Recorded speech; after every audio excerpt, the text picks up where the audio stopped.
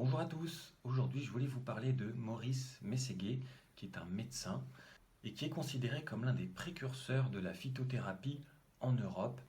En effet, dès les années 70, il prônait un retour à l'utilisation des plantes en matière de bien-être et de santé.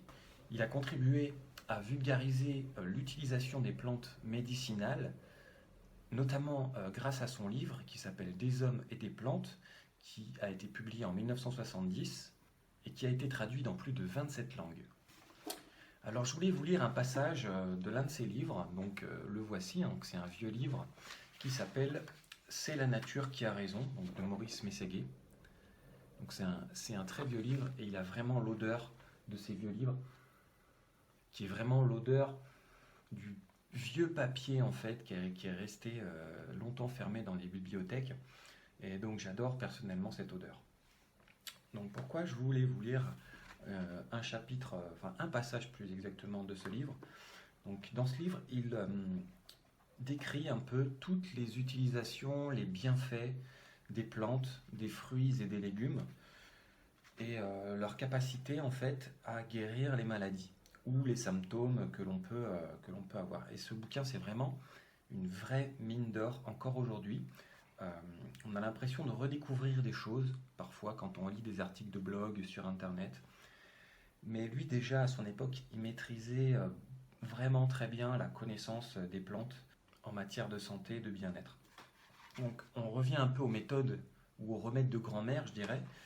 Euh, et je pense au fond que ce sont vraiment les solutions les mieux adaptées à l'être humain et aussi les plus efficaces.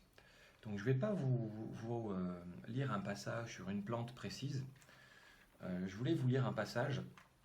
Justement, il parle de quelque chose qui, à mon sens, résume bien, donc c'est à la fin du livre. Donc ce passage que je vais vous lire, il décrit bien, selon moi, le remède universel à tous les maux de l'homme. Je ne vous en dis pas plus, je lis le passage.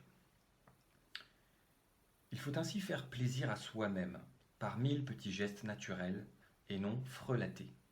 Telle est ma recette du bonheur. Je ne suis pas vertueux. Je n'ai jamais prêché ni l'austérité, ni le régime, ni l'abstinence. Je dis toujours qu'un bon cassoulet, mangé avec des amis sincères, se digère mieux qu'un triste bouillon de poireaux diététique, bu seul à la cuisine, ou qu'un sandwich insipide avalé en toute vitesse dans un snack bar.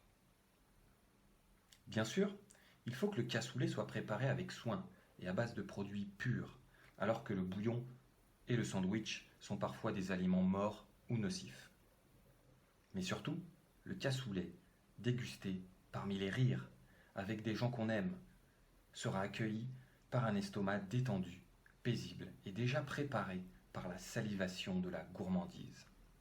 J'ai connu autrefois un bon chanoine qui habitait près de Nice et qui, comme moi, croyait aux vertus des plantes. Mais surtout, le chanoine Bonaventure Fabron croyait à la joie de vivre. À ses ouailles, qui venaient souvent le consulter, pour des maladies de leur corps autant que de leurs âmes. Il donnait des sachets d'herbes et son mélange célèbre, la fabronine, mais il ajoutait toujours.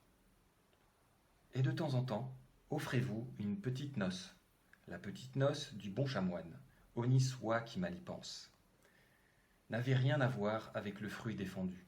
Il consistait simplement à faire un petit gueuleton fin en famille.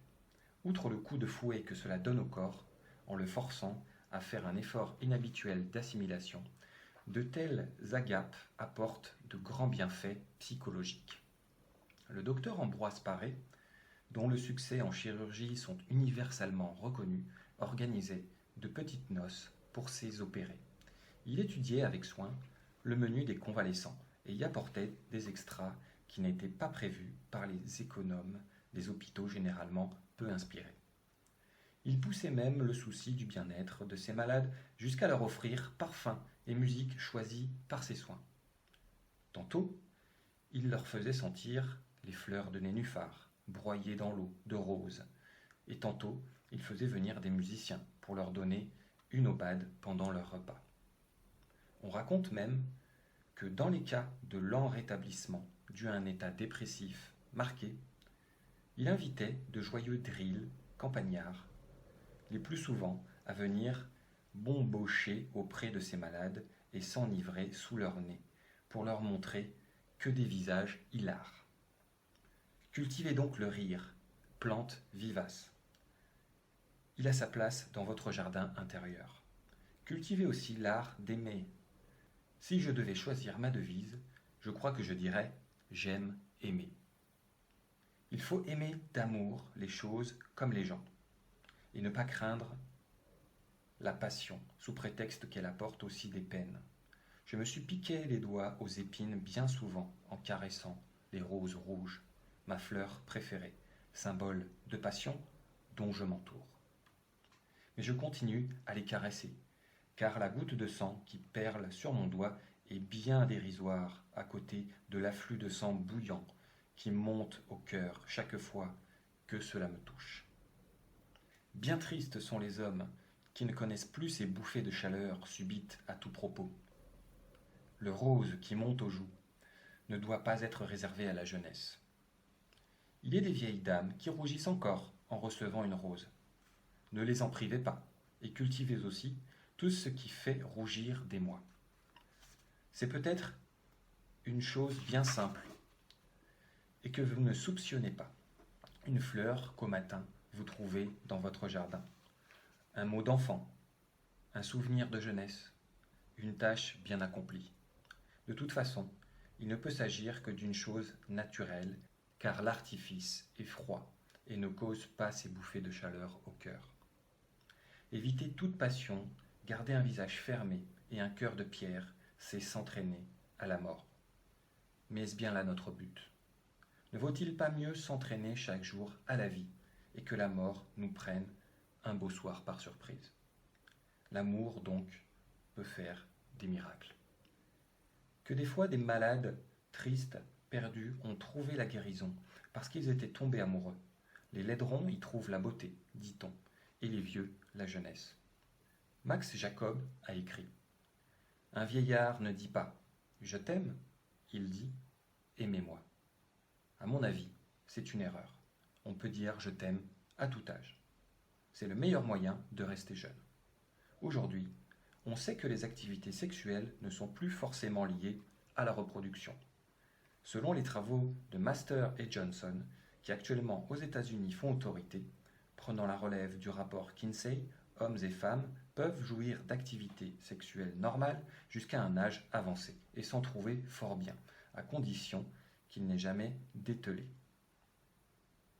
Ni la ménopause ni l'andropause, qui pour les hommes se produit vers la cinquantaine, ne sont un signal d'alarme.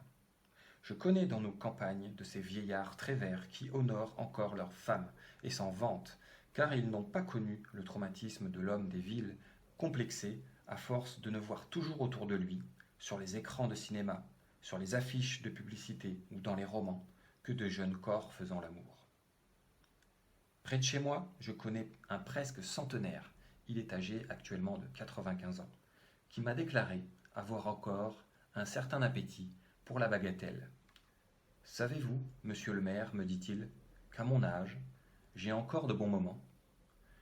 De temps en temps, je vais voir les dames. Ici, à Florence, c'est trop difficile. Alors, je vais à Toulouse. » Et oui, en 1970, il n'y avait pas des sites de rencontres. Je reprends. Allez, voir les dames à 95 ans. Ce n'est pas donné à tout le monde.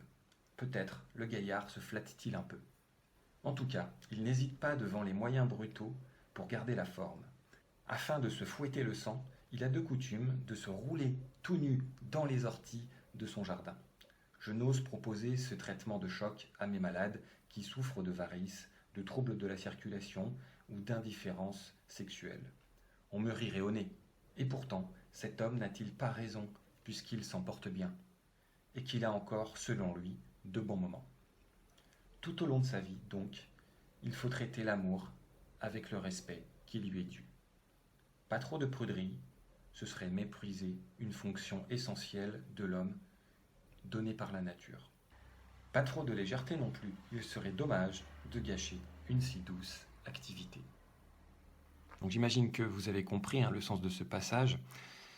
Le remède universel, je pense, c'est vraiment l'amour sous toutes ses formes. Et Maurice Mességuet nous en parle bien, de façon poétique et aussi de façon expérimentale, parce que tous les gens qu'il a rencontrés qui cultivent cet amour au quotidien, par le rire, par la joie, par l'activité sexuelle aussi, par la passion, dont il en parle comme une rose rouge, sont des gens qui sont en bonne santé. Bien sûr, il faut accompagner ça par justement une alimentation saine, faire du sport, etc. Ça n'empêche rien. Mais vraiment, je pense que l'amour, c'est vraiment le remède universel qui va soigner tous les maux et qui va éviter justement que l'on crée de nouvelles maladies, des maladies psychologiques notamment. Et je pense au fond que donner de l'amour à la nature, la respecter, donner l'amour aux autres, donner de l'amour à soi-même, c'est vraiment le secret pour rester en pleine santé et en pleine forme toute sa vie. Donc sur ces belles paroles à méditer, prenez soin de vous, cultivez l'amour autour de vous, que ce soit en confinement ou hors confinement. Mettez un petit pouce à la vidéo si ça vous parle, et moi je vous dis à demain pour une nouvelle vidéo. Ciao!